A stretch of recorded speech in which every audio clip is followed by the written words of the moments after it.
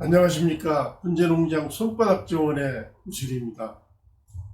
오늘은 저의 채널 구독자분께서 분재에서 그 대표적인 각종 수종의 그 특징과 기르는 방법에 대해서 알려달라고 하는 요청에 따라서 이 영상을 제작하게 되었습니다. 여러분께서 궁금해하시는 사항이나 자세하게 알고자 하시는 내용이 있으시면은 언제든지 댓글로 요청해 주시면은 제가 성심성의껏 영상을 만들어서 올리도록 하겠습니다. 구독자분께서 궁금해 하셨던 사항들에 대해서 몇 가지 말씀드릴까 합니다. 첫 번째는 그 손바닥 정원의 의미가 무엇이냐라는 질의가 있었습니다. 손바닥 정원이라는 의미는 분재의 유래에서 저는 찾았습니다. 분재는 공식적으로 알려진 바에 따르면 서기 600년경 말에 중국의 황해태자 이현이라는 사람이 있었는데 그 사람의 무덤에서 그림이 발견되었습니다. 그 그림에 이 시종들이 화분을 들고 있는 모습들이 그려져 있었습니다. 이것이 공식적으로는 분재의 그 시초다라고 이야기하고 있습니다. 따라서 분재는 그 중국으로부터 우리나라를 거쳐서 일본으로 건너가신 것이 아닌가 생각합니다. 물론 현재는 일본의 분재가 가장 앞선 것으로 나타나고 있습니다. 공식적인 기록 이전에는 그러면 어떻게 했느냐라고 하는 여러 가지 그 추론이 있습니다만, 과거의 선인이나 도인들은 산속 깊은 곳에 들어가서 돌을 닦고 정신 수련을 하였습니다. 당시에 이제 여러 가지 풍광들이 좋은 곳에서 생활을 하다가 속세로 나와서 이제 생활하는 그 계기가 됩니다. 세상에 나와서 생활하는 과정에서 과거에 보았던 아름다운 그 산세, 풍광 이런 것들이 기억나고 그래서 그런 것들을 가까이서 보고 싶은 욕구에 따라서 울 안에 집안에 만들어 놓은 것이 바로 정원입니다. 따라서 분재는 정원과 뗄래야 뗄 수 없는 관계입니다.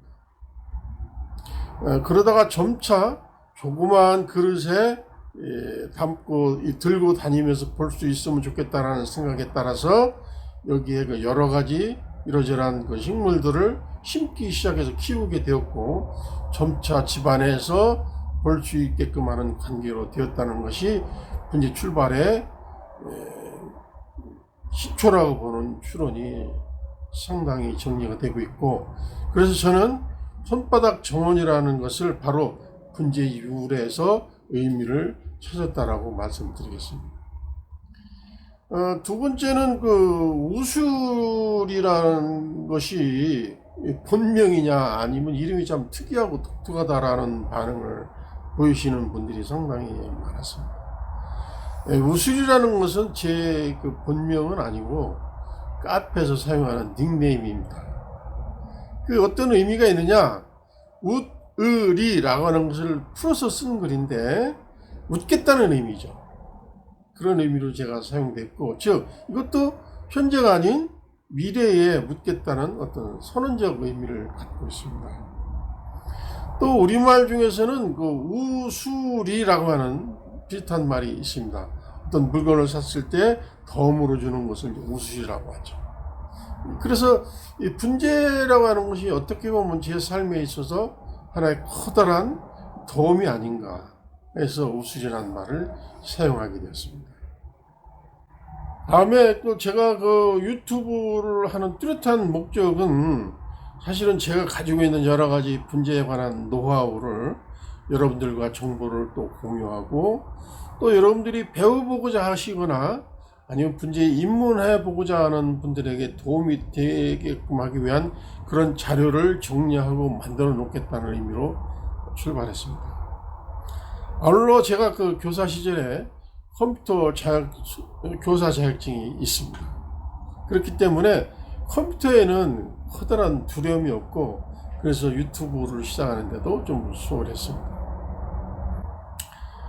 유튜브를 시작하면서 보니까 영상에 대한 어떤 기획도 해야 되고, 또 촬영도 해야 되고, 또 편집하고, 또 업로드까지 해야 되는 그런 모든 과정을 사실은 저는 제가 직접 해야 되는데, 다행스럽게도 저는 그 사진하고 관련된 것을 한 3년 정도 공부를 해가지고 전시에 출품했을 정도로 사진 촬영 기법에 대해서는 공부한 바 있고, 또 컴퓨터도 또 익숙하고, 또 제가 한 30년 이상 분재에 관한 그 자료를 정리해 놓은 것이 있고, 이런 것들을 직접 접해보거나 한 기술이라든가 상식 이런 것들을 자료를 정리해서 남겨놓으면 좋겠다는 생각에서 출발했습니다. 그런데 해보니까 생각보다 이 촬영이라든가 편집 이런 것들에 상당히 많은 시간이 걸립니다. 보통 한 편을 촬영하고 편집하고 영상을 올리는데 약 한 2, 3일 정도는 시간이 소요되고 있습니다. 그런데 또 제가 운영하고 있는 이 분재 농장에 한 1000여 평이 밭에 심어놓은 나무들도 관리를 해야 되고, 또 그 분재 하우스도 한 200여 평 정도 되는데 거기에 있는 분재들도 관리해야 되기 때문에 시간이 상당히 촉박하고 어려움이 있습니다. 그렇지만 단 한 명이라도 여러분들이 분재를 사랑하게 되고 접하는 계기가 된다 하면 저는 그것으로 만족하고 있고, 또 여러분들 중에서는 좋아요, 구독 이런 것들을 해주시는 분들이 계셔서 더욱 힘이 생기고 앞으로도 그런 방향으로 진행해 볼까 생각하고 있습니다. 다음에는 저에게 전화를 문의하시거나 댓글로 나무를 판매하지 않느냐라는 등의 문의가 있기도 했고, 또 직접 저희 농장으로 방문해 주시는 분들도 상당히 많이 있습니다. 물론 저도 나무는 팔기는 합니다. 그러나 저는 지금까지 주로 양질의 소재 생산이라든가 교육에 초점을 맞춰서 활동해 왔기 때문에 장사하는 데는 익숙하지 않습니다. 여러분들 중에서 혹시 분재를 구입하고 싶어 하시거나 할 경우에는 댓글이나 전화로 문의하시기 바랍니다. 자, 그럼 이제 본격적으로 가장 인기 있는 곰솔의 특성과 기르는 방법에 대해서 알아보도록 하겠습니다. 많은 시청 바랍니다. 자, 그러면은 본격적으로 곰솔에 대해서 알아보도록 하겠습니다. 여기 보시는 이 나무들이 전부 다 곰솔이 되겠습니다.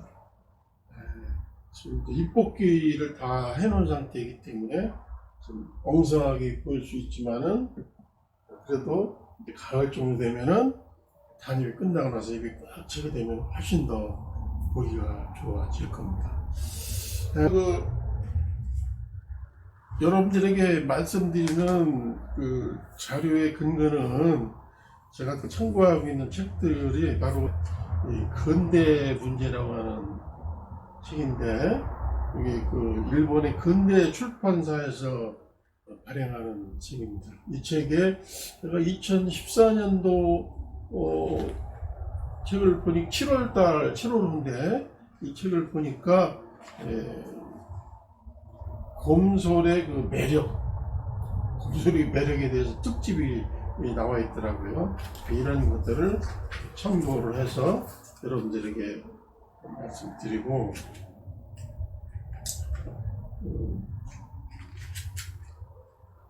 곰솔과 관련된 배양 관리는 어떻게 되느냐 등등 이런 것들이 나와 있더라고요. 그래서 그 내용을 참고로 한다는 말씀드리고, 그 다음에 이것도 역시 근대 출판사에서 발행한 책인데, 제가 일본에 갔을 때 구입해온 책입니다. 여기에도 보면 곰솔에 관해서도 자세하게 나와 있습니다. 그래서 그 내용을 근거로 하고 제가 30여 년 이상의 그 분재 자료를 모아놓은 거, 또 경험치, 노하우 이런 것들을 결합해서 말씀드린다는 말씀을 드립니다. 곰소를 하면은 그 상당히 여러분들은 익숙하지 않을 수도 있습니다. 오히려 곰소리라는 말보다는 해송이라는 말을 더 익숙해 할 겁니다. 그래서 이제 해송이라는 것은 바다 해자를 써서 바닷가 근처에서 사는 나무다. 그래서 해송이라고 그러는데 그것도 뭐 틀린 말은 아닙니다. 또 일본 사람들은 나무의 피가 껍질이 검은색이다 그래가지고 흑송이라고 표현도 하고 있습니다. 그러나 우리나라의 공식적인 그 명칭은 곰소리 맞습니다. 그래서 여러분들이 나중에라도 뭐 해송이라는 말도 물론 쓰긴 합니다만은 곰소리라고 하는 말을 사용하는 것이 더 맞다는 말씀 드리고, 소나무는 우리나라에서 자생하는 것은 크게 두 가지 종류로 볼 수가 있어요. 여기 보면은 이렇게 제가 밖에 밭에 있는 나무들 중에서 가지를 꺾어 왔는데 이렇게 두 가지가 있습니다. 두 가지인데 자세히 보시면은 약간 좀 차이가 있는 걸 느껴지시나요? 하나는 우리나라 소나무고 이것은 이제 그 곰솔입니다. 그래서 곰솔과 소나무를 어떻게 구분하느냐? 구분하는 방법은 첫 번째는 이 껍질, 즉 피부에 있습니다.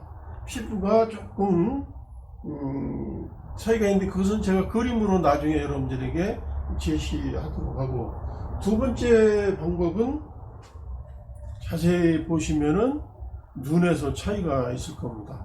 곰솔의 눈은 흰색 계열이 있고 이 소나무의 눈은 붉은색입니다. 그래서 멀리서 봐도 소나무 이걸 그렇기 때문에 우리나라 사람들이 그 적송이라는 말도 사용하고 뭐 이 육송이라는 말도 사용하고 그래요. 그러나 공식 명칭은 소나무가 맞는 겁니다. 이것은 곰솔, 이것은 소나무가 맞습니다. 그래서 이 두 가지가 있는데 여기서 잎을 한번 뽑아 볼게요. 잎을 하나 뽑아 보면은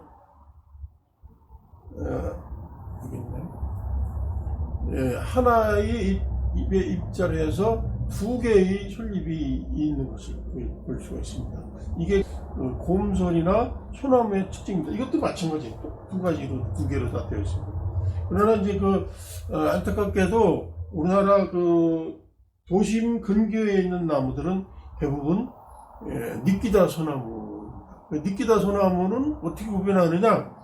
첫째는 잎이 이거는 두 개로 다 되어 있다. 아까 보셨죠? 두 개지만 그거는 잎이 세 개로 다 되어 있습니다. 세 개로 되어 있고 또 이 곰솔이나 이런 소나무는 줄기 중간 줄기에 이런 새싹이 없어요. 새로운 새싹이 없는데 니끼다 소나무는 중간중간에 새싹이 나와 있어요. 그럼 그건 무조건 니끼다 소나무라고. 우리 도심 근교에서는 거의 대부분 니끼다 소나무라고 보시면 될 것 같습니다. 그래서 여러분들이 우리나라의 소나무하고 이 곰솔의 차이점이 있다는 거 이렇게 명확하게 구분하실 필요가 있고, 또 요 곰솔의 잎을 가지고 이렇게 손등에 찔러보면 그냥 가시처럼 굉장히 뻣뻣하고 막 찔릅니다. 굉장히. 반면에 소나무 솔잎으로 이렇게 찔르면 찔리지 않아요. 오히려 휘고 이렇게 부드러워요. 그래서 이것은 굉장히 남성적인 나무고 소나무는 여성적인 나무다라고 하는 이유가 그런 데도 있고, 나중에 기회가 되면은 이 소나무에 대해서 별도로 제가 제작해서 올리도록 하겠습니다. 오늘은 이 곰솔에 대해서 말씀드리도록 하겠습니다. 소품 분재 수종별 특성과 기르는 방법의 첫 번째로 저는 곰솔을 선택해서 영상을 만들어 봤습니다. 그만큼 곰솔이 가장 인기 있는 그런 나무고, 또 분재에서는 뺄 수 없는 아주 중요한 나무이기 때문에 첫 번째로 잡았다는 말씀을 드립니다. 예, 제가 그 만들어 놓은 자료를 바탕으로 해서 말씀드리도록 하겠습니다. 곰솔은 좀 전에 제가 말씀드린 바와 같이 이렇게 그 소나무와 곰솔로 나눌 수 있다라는 말씀을 드렸습니다.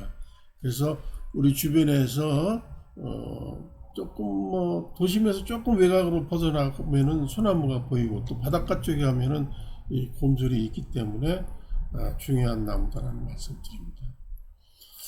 곰솔을 그 좀 전에 말씀드린 바와 같이 해송이라고도 얘기한다고 그랬죠. 그래서 이 해송이라는 의미는 바다 해자를 씁니다. 그래서 바닷가에서 자생하는 소나무다 이런 의미인데 우리나라도 역시 이 서해안이라든가 남해안 쪽에 보면은 그 곰솔이 상당히 많이 분포되어 있습니다. 그 다음에 일본에서는 이걸 또 흑송이라고도 얘기를 해요.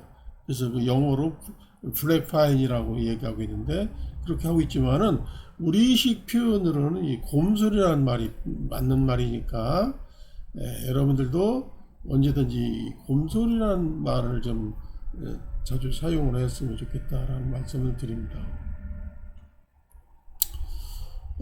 그 다음에 곰솔은 아까도 설명 올린 바와 같이 상당히 그 남성적인 그 나무다라는 말씀 드렸어요. 그래서 여러분들이 만들 때에도 부드러운 느낌보다는 강인한 듯한 느낌, 거친 듯한 느낌 이런 것들 쪽으로 초점을 맞춰서 해송을 만들어야 어울리지. 아니요, 곰솔 자꾸 저도 헷갈리네요. 곰솔입니다. 곰솔을 이게 부드러운 이미지가 있게끔 이렇게 만들면은 좀 어울리지 않아요. 그래서 그 나무의 그 수종의 특성에 맞게끔 키울 필요가 있겠죠. 그 다음에 이 그 곰솔은 그 나무 자체가 굉장히 그 강해요. 그렇기 때문에 초보자들도 쉽게 기를 수 있어요. 너무 소나무 하면 어떤 사람들은 뭐 기르기 어렵다라고 그러는데 그렇지 않아요. 오히려 더 저희 같이 분재하는 사람 입장에서는 소나무가 더 기르기가 더 수월합니다. 그런 정도로 초보자들도 쉽게 키울 수 있는 나무가 바로 이 곰솔입니다.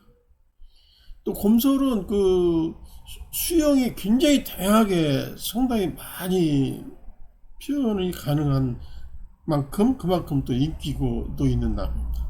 그래서 어떤 수영이든지 거의 대부분 잘 어울려요. 다만 이제 아까도 얘기했지만 이 남성적 표현으로 해주는 것이 좋다라고 했기 때문에 이 문인목이라든가 이런 거는 조금 잘 어울리지 않는 것 같아요. 그러나 나머지 수종은 거의 대부분이 수영이 표현이 가능하다는 말씀 드리고요. 그 다음에 사실은 곰솔이 과거에는 썩 인기가 좋지 않았어요. 특히 우리나라도 말할 것도 없고 일본도 마찬가지였어요. 왜 그랬느냐 하면은 이 단역법이라는 것이 소개되기 전에는 요것이 소개가 되기 전에는 이 입이 굉장히 길어지고 그렇기 때문에 이거를 나무는 작잖아요. 나무는 작은데 입이 길고 하다 보니까 이게 밸런스가 잘 안 맞아요. 그래서 이것을 어떻게 해야 되느냐 하는 것을 고민하다가 1955년도에 일본의 국풍전이라고 하는 유명한 전시회가 있는데 그 전시회에서 단여법이라는 게 소개가 됐어요. 그래서 곰솔의 입을 짧게 할 수 있다라고 하는 것이 소개가 됐어요. 그래서 그때서부터 상당히 입을 짧게 하고 하는 것들이 이제 발달이 되면서 인기가 있는 수종이 됐어요. 그 전에는 입이 길고 그러다 보니까 키울 때 좀 잘 못 크게 물도 조금 주고 거름도 조금 주고 뭐 이렇게 해서 키웠어요. 근데 그렇게 하는 거 하다 보니까 잘못하면은 그 경계를 너무 넘나들다 보면 잘못하면 죽을 수도 있고 그렇죠. 그러나 지금은 단여법이라는 것이 만들어진 이후에는 물도 굉장히 많이 좋아하고 거름도 좋아하는 특성이 있습니다. 그래서 오히려 더 키우기가 굉장히 수월하다는 말씀 드립니다. 그 다음에 키우는 장소는 첫 번째는 이 통풍입니다. 통풍. 그 다음에 양지, 즉 햇빛이 중요합니다. 통풍과 이 햇빛이 소나무 키우는 데는 절대적인 조건입니다.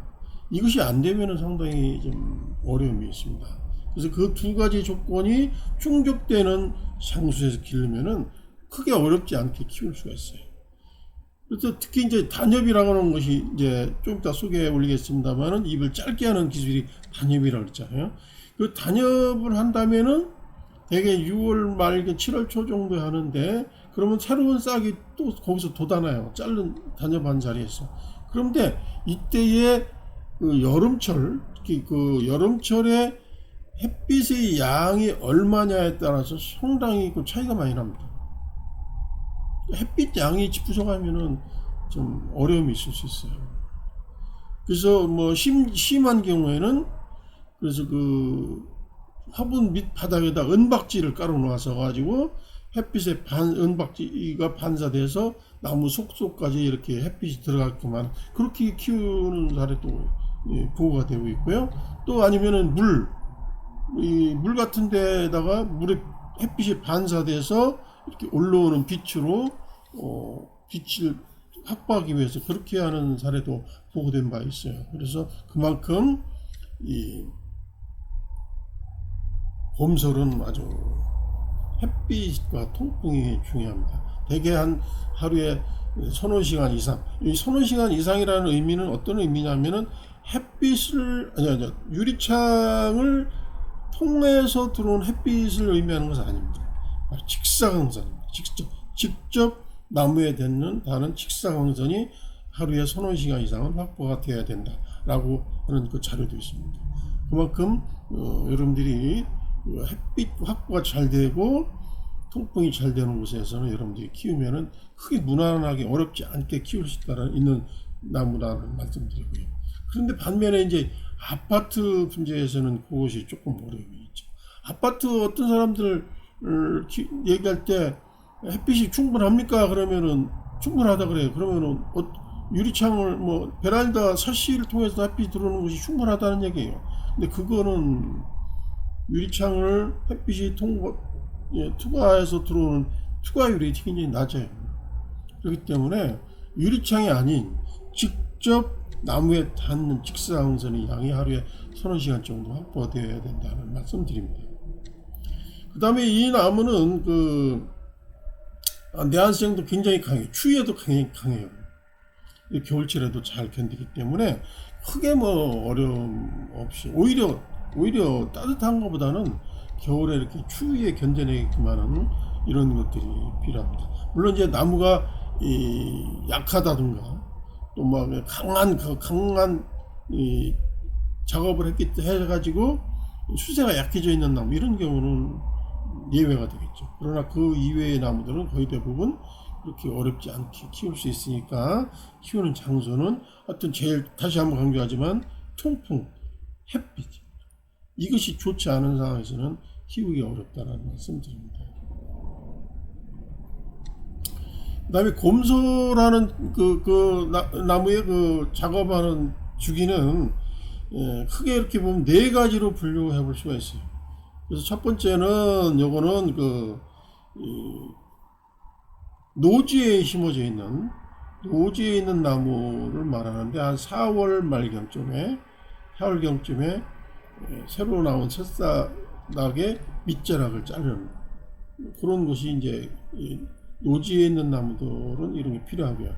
반면에 이제 이 화분에 있는 나무들은 이 단엽을 합니다. 그래서 6월 말경서부터 7월 초쯤에 단엽을 하는데, 그 단엽에 관한 것들도 여러분들이 좀 더 자세하게 설명드리도록 하겠습니다. 그 다음에 8월 말경이나 9월 중순경 정도까지 이 순정리하는 거, 이것도 해야 되는데, 요거는 간혹가나 잎 뽑기 하면서 잎뽑기를 하면서 그것까지 겸해서 하는 경우도 있기 때문에 크게 염두에 둘 필요는 없을 것 같습니다. 그래서 크게 딱 요약하려 보면 화분에 있는 나무들은 단엽하기, 단엽은 이거 꼭 해줘야 되고요. 그 다음에 이 잎뽑기를 하면서 이 겨울 초입에 잎뽑기를 하면서 순정리까지 하는 같이 하면 되니까 요 단엽하기와 잎뽑기가 가장 중요한 기술적 포인트다라고 생각하시면 될 것 같습니다. 그 다음에 물주기하고 거름주기는 어떻게 해야 되느냐? 좀 전에 말씀드린 대로 물이나 거름을 굉장히 좋아한다고 그랬잖아요.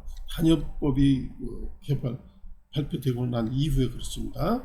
물을 매우 좋아할 때 이 화분 표면이 희미하게 마르게 된다 싶으면은 물을 충분히 주는 것도 주는 필요가 있고요. 대개 뭐 계절적으로 표현해 보면은 봄에하고 가을에서는 봄과 가을 정도에서는 하루에 한 번 정도, 또 여름에는 매일 한 2번 정도, 겨울에는 일주일에 한두 번 정도 이렇게 주면 될 것 같아요. 이건 뭐 보편적인 얘기이기 때문에 상황에 따라서는 달라질 수 있습니다. 근데 이렇게 물을 주는데 배수가 잘 되어야 된다는 전제가 있습니다. 배수가 안 되는 상황에서 이렇게 주면 안 돼요. 그래서 배수가 잘 되는 상황에서 이렇게 물을 충분히 주는 것도 좋다라는 말씀 드리고요. 거름도 역시 좋아요.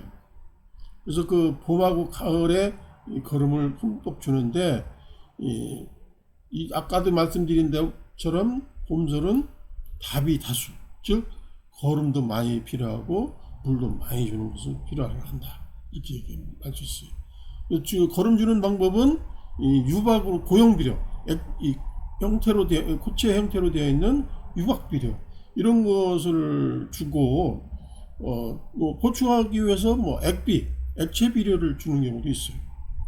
이런 것을 혼용을 하고, 이것은 뭐 좀 더 자세한 설명을 또 하기로 하고요. 하여튼 이렇게 거름을 충분히 주는 것이 좋겠다. 특히 이 봄거름보다는 가을 거름이 이 효과가 훨씬 더 뛰어납니다. 그래서 가을 거름을 봄거름이 약 한 1.5배 정도 그렇게 많이 주는 것이 좋겠다. 그래야 가을 거름을 잘 줘야 여러분들이 겨울에 이 나무들이 추위에도 잘 견뎌내고 또 다음에도 또 충실하게 눈도 나오고 그러기 때문에 가을 거름이 훨씬 더 중요하다는 말씀 드립니다. 요 물주기라든가 이런 것들에 대해서는 제가 유튜브 영상을 올린 것이 있기 때문에 참고를 하시면은 도움이 될 것 같습니다. 병충해는 소나무류 또 곰털도 마찬가지지만은 크게 이렇게 아주 심각할 정도는 아닙니다.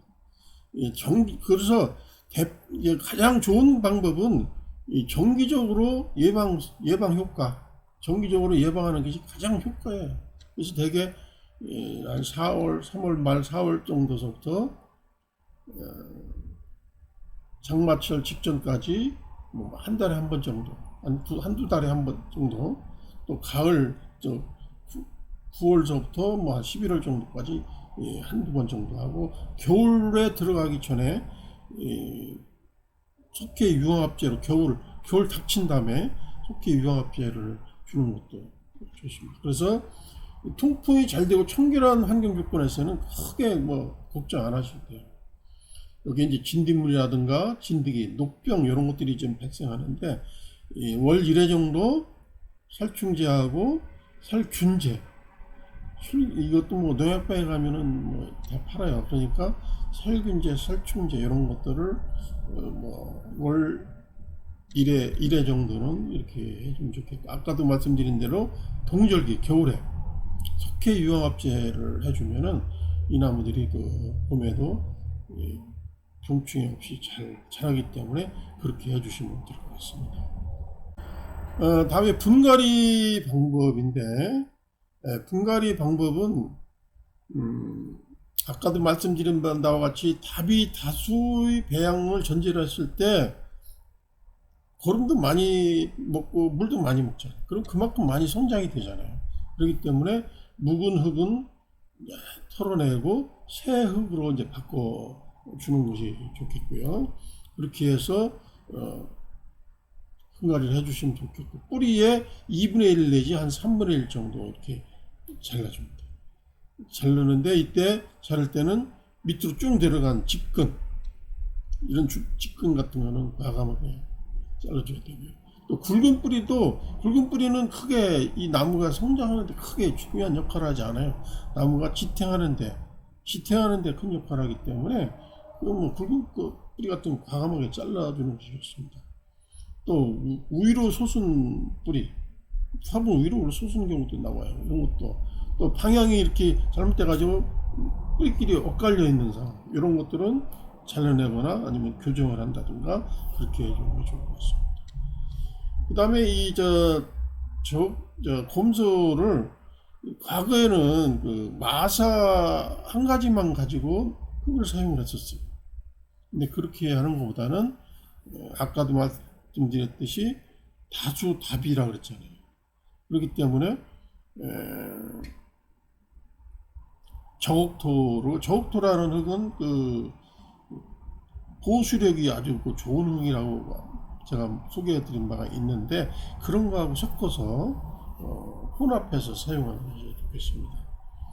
그래서 그 흙은 대중소 입자로 다 이렇게 구분해 가지고, 굵은 입자가 화분 밑에 한 2 정도 비율, 중간 입자가 한 5 정도 비율, 그 다음에 가는 입자가 위에 이제 화장토처럼 3 정도 이렇게 얹어주면 좋겠고요. 소품의 경우는 중간 입자, 굵은 입자는 필요가 없겠죠, 소품은. 그래서 중간 입자가 밑에 4 정도, 그 다음에 가늘은 입자, 이런 거를 한 6 정도, 이렇게 해서 2개의 층으로 나눠서 심으면 될 것 같고요. 분갈이 주기는 나무가 여러 가지 조건이, 뭐 용토라든가, 또 화분이 얼마나 크냐 작으냐, 또 나무가 성장이 많이 돼야 되는 애들이냐, 아니면 이제 잔 가지를 받아야 되느냐, 즉 성장 상태에 따라서 다 달라집니다. 그래서 일률적으로 말하기는 좀 대단히 어려워요. 그렇지만 보편적으로 봤을 때 3년 내지 5년 정도.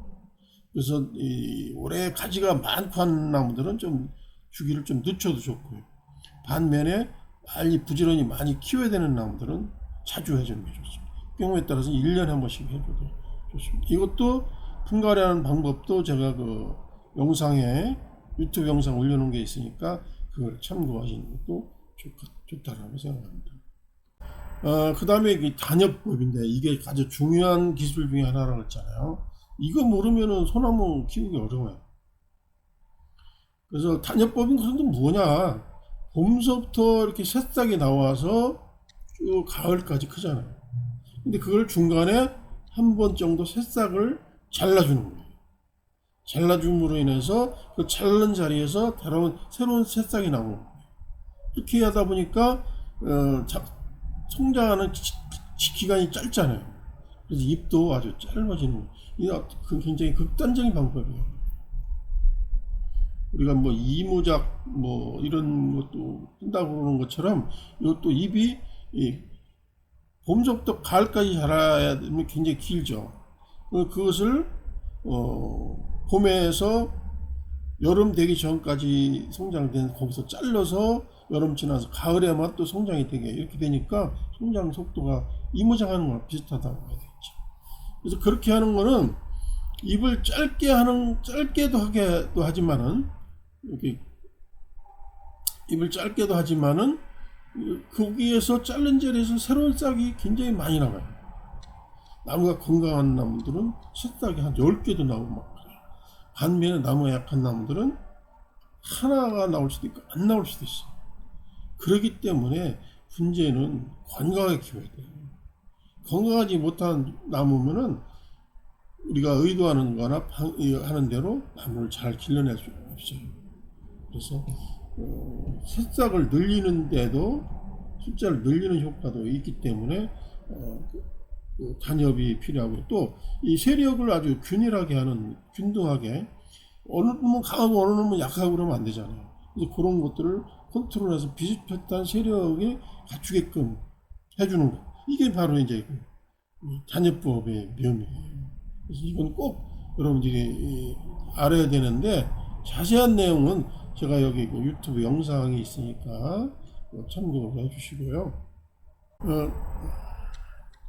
단협하는 방법은 이게 봄에서부터 이렇게 이게 새싹이 여기 있는 새싹이 이렇게 자라나요. 굉장히 자라납니다.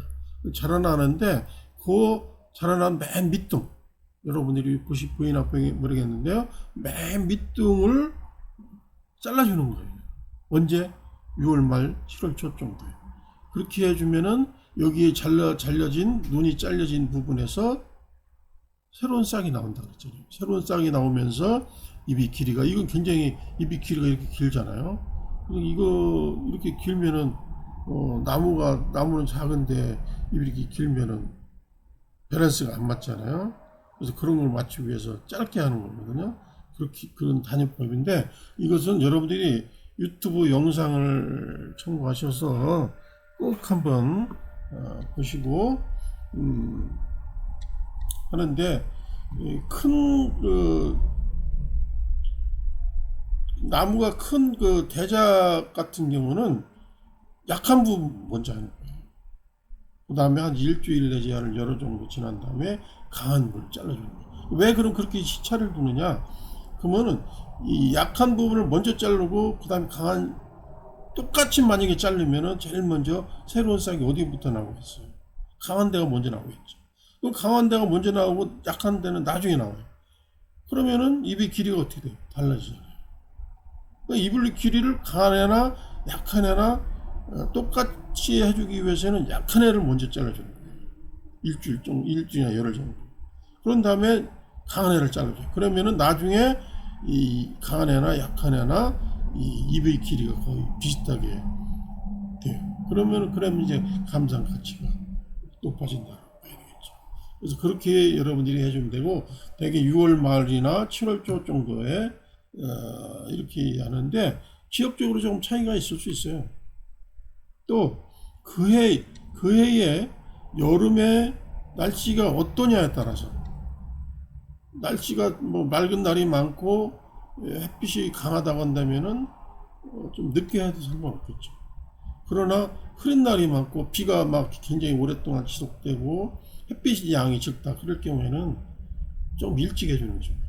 그래서 그거는 여러분들이 일기예보, 장기 일기예보를 참고하시는 것이 도움이 될 것 같습니다. 그 다음에 단협법과 함께 중요한 기술적 요소가 바로 잎뽑기라고 했잖아요. 잎뽑기도 이것도 역시 세력 조절을 위해서는 가장 중요한 작업입니다. 아까도 얘기했지만 강한 아이가 있고 약한 아이가 있잖아요. 그러면 내버려 두면은 강한 아이는 계속 강하게 자라고 약한 아이는 계속 약하게 자랄 수밖에 없잖아요. 그렇게 되면은 강한 애는 살아남고 약한 애는 도태돼 죽어버려요. 그렇게 되면은 균형이 깨지고 보기가 싫잖아요. 그래서 균형 있게 잘 자라게끔 하기 위해서는 세력을 균질하게 해줄 필요가 있겠죠. 그 세력 조절이라는 건데, 그래서 그것을 잘 해야 보기가 보기 좋겠죠. 가장 중요한 작업, 그것을 세력 조절을 위해서 가장 중요한 작업이 바로 잎뽑기예요. 또 아까도 얘기했지만은 8월 말 9월 달에 하는 순정리, 순이 아까 얘기한 대로 단협하고 나면 한 10개도 나온다 그랬잖아요. 다 쓰는 거 아니에요. 2개만 남기는 겁니다. 강한 아이들도 제거, 약한 아이들도 제거, 중간 아이들 2개만 남기고 쓰는 거예요. 그래서 그 순정리를 하는데 그것도 언제 하느냐? 물론 8월 말 9월 달에 하는 게 이상적입니다만은 그때 해도 좋지만 잎뽑기를 하면서 그걸 해도 상관없다. 그런 겁니다. 그 다음에 잎뽑기를 언제 하느냐? 겨울 초입에 하는데 가급적이면은 추위를 한두 번 정도 영하 5도 정도 이상 이하로 다 내려가는 추위를 한두 번 정도 겪고 난 다음에 해주는 게 좋아요. 안 그러면은 막 송진이 거기서 막 나와요. 잎을 뽑으면. 그래서 그 송진으로 하는데 강한 아이들은 입을 작게, 숫자를 작게를 남겨 5개 정도. 약한 아이들은 입이 숫자를 늘려서 한 7개 정도.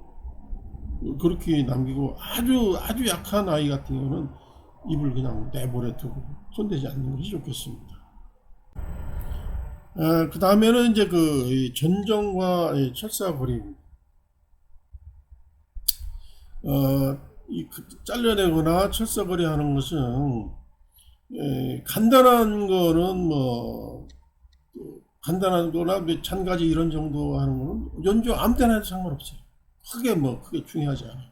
아무 때나 해도 상관없지만은 굵은 나무를 이렇게 휜다든가 구부린다든가 이런 가지 이런 거는 가급적이면은 나무의 휴면기가 언제죠?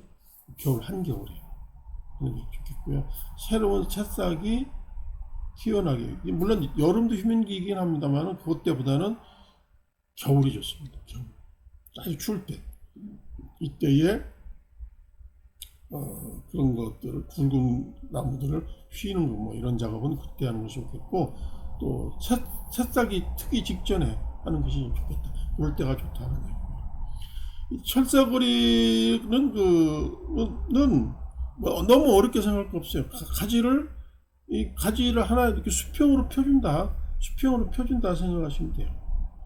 그래서 이런 거를 수평으로 철사거리를 해주고 수평을 펴주는 이유가 뭐냐?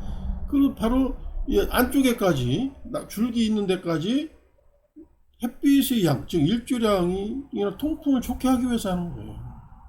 이걸 뭐 어떤 사람들은 뭐 철사거리를 나무를 못 살게 굽냐는 등 무슨 그런 얘기를 하는데, 오히려 나무를 건강하게끔 하고 튼튼하게끔 잘 자라게끔 하기 위해서 이렇게 하는 거예요. 그래서 일조량 확보, 통풍 확보 이런 걸, 아까 곰솔에서 중요한 것이 환경 조건이 통풍하고 일조량이라고 했잖아요. 햇빛량이라고 했잖아요. 그런 걸 확보를 위해서 그렇게 하는 거예요. 그 다음에 철사거리에서 곡을 할 때는 이 굵은 가지부터 먼저 철사를 걸고, 그 다음에 곡을 넣은 다음에 가는 잔가지까지 이렇게 따라서 하는 거예요. 그래서 가지를 부채 모양으로 쫙 펴가지고 모양으로 만드는 거고요. 그 다음에 가지와 가지 간격을 이렇게 비슷한 간격으로, 공간이 어느 데는 가지가 많고 어느 데는 나무 가지가 없고 그래서 이렇게 가지가 아래 위로 겹쳐지는 경우가 있잖아요. 그러면 아래 위로 겹쳐지면은 밑에 있는 애는 얘는 햇빛을 못 받아 죽을 수밖에 없어요. 도태돼요. 그래서 이거를 이렇게 틀어주는 거죠. 방향을 이렇게 틀어줌으로 인해서 얘도 잘 자라고 얘도 잘 자라게. 이게 철사거리의 목적이에요. 그래서 그런 것들인데, 이것은 여러분들이 자세하게 알으려면은 제가 올린 유튜브 영상에 철사거리 하는 방법 이런 것들이 좀 영상으로 제작해서 올리는 거가 있으니까 그걸 꼭 참고하시면은 도움이 될 것 같습니다. 그 다음에 소재를 키우고 만드는 거에 관심이 있는 분들이 의외로 있더라고요. 그래서 그런 분들은 이것도 어떻게 해야 되냐는 저한테 문의하고, 또 실제로 저랑 같은 그런 것을 배우러 오는 사람들도 꽤 많이 있었어요. 그래서 우선은 그렇게 하려면은 솔방울을 채취하는데, 솔방울은 추석 전후가 좀 늦으면 안 돼요. 추석 전이 좋을 것 같아요. 약간 덜 익은 듯하게 한 8월 말 9월 초 정도 이런 정도 되지 않을까 봐지는데, 그때에 솔방울을 채취하는데, 이 솔방울이 나무가 오염되지 않은 환경, 또 종자가 좋은 거. 아까도 이 소나무하고 곰솔의 눈을 비교해 드렸잖아요. 그때에 눈이 붉은색일수록 좋고 흰색에 가까울수록 좋아요. 그런 좋은 종자를 선택하는 것이 첫 번째 중요하고, 그 다음에 두 번째는 이제 뿌려서 이게 발화가 잘 돼요. 소나무는 발화가 잘 됩니다. 그래서 발화가 되면은 그거 가지고 1년 정도 지나면은 한 10cm 이상 커요. 그래서 그걸 가지고 철사를 위해서 곡을 넣기도 하고, 또 아니면은 이제 새로운 싹이 나오자마자 유화삽이라고 하는 것이 있는데, 그거는 또 나중에 유화삽과 관련된 건 제가 나중에 영상을 올려드리도록 하겠습니다. 아무튼 그렇게 그 철사로 해서 줄기에 곡을 이렇게 넣는데, 나무가 크기라든가 키우는 목적에 따라서 곡을 넣는 방법이 달라져요. 그래서 큰 대작을 만들어야 되겠다, 나는 뭐 대작 아니면 뭐 정원선을 만들어야 되겠다 싶을 때는 곡을 느슨하게 크게 넣어야 돼요. 곡을 크게 넣어야 되고, 그 다음에 아니다, 나는 작은 소품 만들어야 되겠다, 요만한 나무 만들어야 되겠다 라고 할 때는 곡도 짧게 넣어줘야 됩니다. 그렇게 해야만 나중에 소품이라고 만들 수가 있어요. 그런 것들도 여러분들이 제가 유튜브 영상에 올린 게 있으니까 그것도 한번 참고해 주시면 되고요. 그 다음에 그렇게 줬다가 그냥 대부분 한 3개월 정도 지나고 나면은요, 굉장히 나무가 어릴 때 왕성하게 잘 크기 때문에 철사가 조금씩 파고 들어갈 수도 있어요. 그래서 그 3개월 정도 지나면은 철사를 풀러주는 게 좋습니다. 너무 풀지 않으면 나중에 이 철사를 나무가 이렇게 완전히 덮어서 하면은 나중에 철사가 안 빠져요. 그렇게 되면은 나중에 아주 보기가 싫은 상태가 되기 때문에 여러분들이 철사는 꼭 풀어주는, 그렇게 해줘야 된다는 말씀드립니다. 그 다음에 곰솔에서 빼놓을 수 없는 것 중에 하나가 바로 이제 소품을 만들 때, 소품을 이제 장식장에다가, 이것도 제가 그 다른 영상을 여기다가 더 씌워서 올려드리도록 하겠습니다.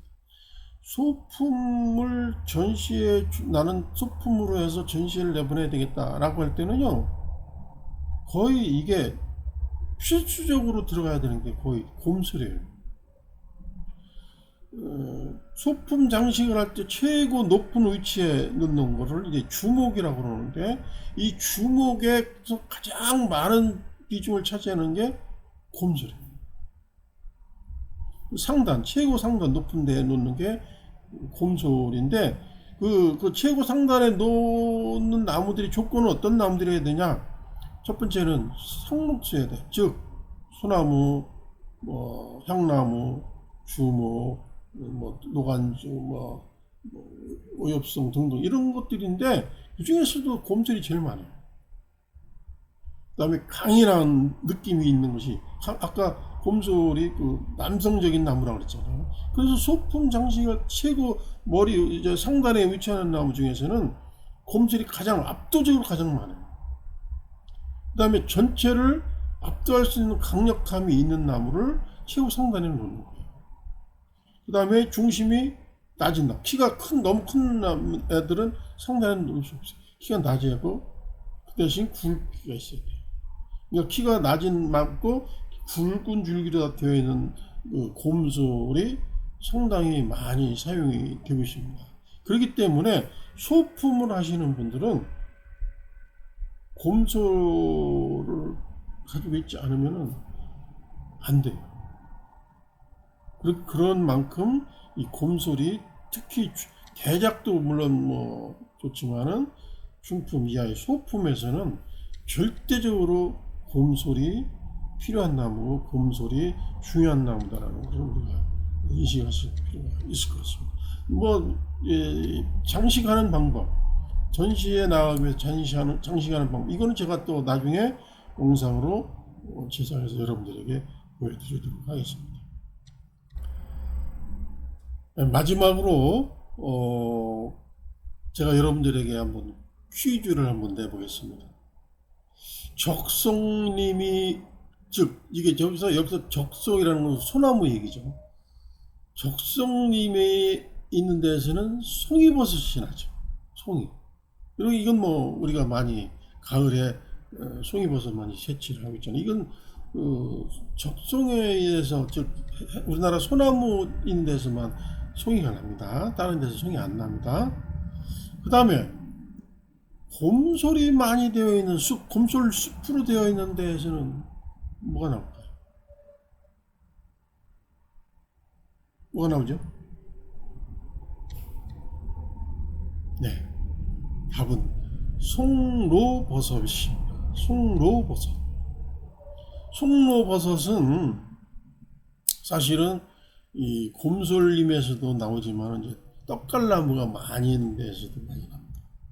근데 이게 우리나라에서는 송로버섯 거의 찾아보기 어렵죠.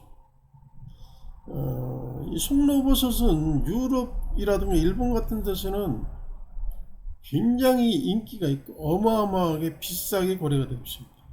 심지어는 송로버섯하고 이 금하고가 비슷할 정도로 가격이다라고 얘기할 정도로 엄청나게 고가로 거래되고 있습니다. 이 송로버섯이 그럼 어디에 쓰이느냐? 특히 유럽 같은 데서는 고급 요리에 이 향신료로 이게 들어가요. 그래서 아주 그 소량으로만 조금 갈아가지고 조금만 넣고 그 향이 아주 독특하다 그래요. 저는 송로버섯을 한 번 먹어봤는데 그런 것이 있다 그래요. 그래서 그렇게 그 고가에 거래되고 특히 그래서 이게 송로버섯은 땅속에서 있대요. 겉으로 드러나 있는 게 아니래요. 땅속에서 있는데 땅속에서 자라는데 그것을 그럼 어떻게 채취하느냐? 과거에는 그 돼지가 그 송로버섯을 채취했다 그래요. 그 돼지가 왜 그러면 송로버섯을 잘 채취를 했느냐 하면은 그 송로버섯에서 나는 냄새가 돼지의 그 수컷의 그 냄새가 좀 난대요. 그래서 돼지 암컷을 갖다가 풀어놓으면은 막 코로다 흡입하고 그래서 그걸 먹어. 돼지가 뭐 잘 먹는데요. 그러다 보니까 이게 사람한테 돌아오는 게 없잖아요. 그래서 지금은 특수하게 훈련시킨 개로다가 개가 송로버섯을 찾게끔 한대요. 근데 개는 그 송로버섯을 안 먹는다네요. 그래서 이제 찾아가지고 그것을 거래하는데 안타깝게도 지금 유럽도 그렇고 일본도 그렇고 송로버섯이 거의 잘 안 난다고 합니다. 특히 일본 같은 데서도 송로버섯이 나는 지역이 있는데 거기서 지금 채취되는 양이 거의 뭐 사라져가고 있다고 합니다. 그렇게 되다 보면은 특히 우리나라에서는 이 송로버섯을 잘 못 먹지만은 유럽이나 이런 사람들은 상당히 고급 요리에 그런 애로사항이 있지 않을까 빠지는데 그럼 왜 그러면 송로버섯이 사라지는 거냐? 그만큼 환경의 오염 때문에 그렇습니다. 우리 주변에 있는 자연 환경이 오염되고 파괴되고 그러다 보니까 그렇게 귀한 버섯도 이제 나지 않는 거예요. 우리나라도 송이버섯이 이제 잘 안 나오고 있잖아요. 그래서 이런 것들은 우리 인간이 이기심에 의해서 파괴된 자연 환경이 로 인해서 우리들에게 돌아오는 것들이 아닌가 이렇게 생각이 됩니다. 그래서 안타깝다는 생각이 들고요. 우리 자연을 좀 보호해줘야 되지 않나 이런 생각이 듭니다. 자, 이렇게 해서 소품 분재 수종별로다가 특성과 기른 방법에 대해서 알아봤는데 이번이 첫 번째 주제인 바로 곰솔, 또 가장 인기 있는 나무 곰솔. 또 소품을 하시는 분들은 반드시 필요한 수종이 바로 곰솔에 대해서 알아봤습니다. 지금까지 시청해 주셔서 대단히 고맙다는 말씀 드리고 여러분들이 구독 또 좋아요 알람 이런 거 해주시면은 저같이 그 유튜브를 만드는 사람들에게 커다란 힘이 됩니다. 여러분들에게는 손해가는 건 없어요. 그러니까 꼭 좀 구독 좋아요 알람 꼭 눌러주시기 바라겠습니다. 지금까지 시청해주신 여러분 대단히 감사합니다. 다음 주제에서는 또 다른 나무에 대해서 소개해 올리도록 하겠습니다. 안녕히 계십시오.